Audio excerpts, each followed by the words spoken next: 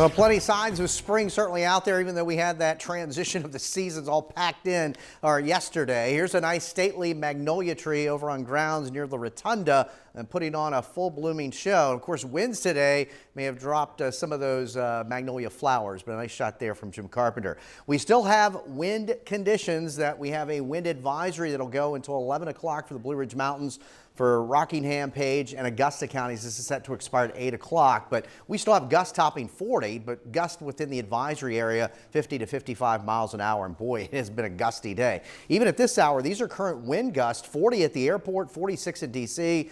The winds are just going to slowly back down tonight. 57 currently at the airport, and again, that the afternoon high. Air mass very dry, southerly winds there, 28 miles an hour. That's not counting the gust. 55 at the Valley Airport in Weir's Cave. A nice recovery by some 30 degrees after morning lows were down in the 20s. And so these are seasonable numbers for this time of year, and they'll kind of be slow to fall off tonight. But we're actually going to have a dry cold front come through, and temperatures overnight will settle generally into the mid 30s to low 40s across the region, but we'll still hold on to a breeze, just not quite as gusty as today. Temperatures here for Saturday climb into the lower 60s, so it will turn milder here for both Saturday and Sunday. Sunday will bring more cloud cover. Looks like any rain would hold off until Sunday evening, Sunday night. But the next big thing, as we highlighted at the top of the show, is a first alert weather day for Monday because of the potential for severe weather.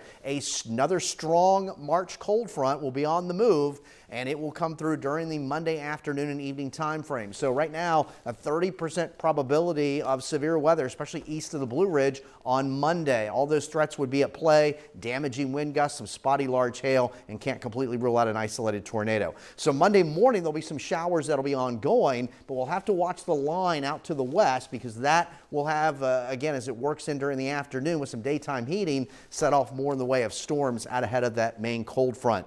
Tonight, we're watching an area of low pressure well to our north, the attending front coming through the Ohio Valley along with high pressure offshore, helping to kick up the wind. And as we take a look at temperatures across the lower 48, you can see some colder air across the northern tier of states. We're actually going to see temperatures turn milder in the 60s this weekend as the jet stream retreats a little farther north. But the storm that we'll be following for Monday, well, there it is. And that trough is going to move in here by Monday night into Tuesday. And we're going to have another temperature tumble, and out ahead of it, again, that potential for severe weather on Monday. So tonight, mostly clear, still holding on to some gusty winds, mid 30s to around 40 or so. There's a look at the Michael and Son 7-day forecast. A milder weekend, and then the warmth there on Monday preceding the front. Showers and thunderstorms, some of those could be severe. A chillier, colder day on Tuesday. Look at the morning lows Tuesday night into Wednesday before temperatures start a rebound. So we're not done with the moodiness or madness of March. All right, Eric, thank you.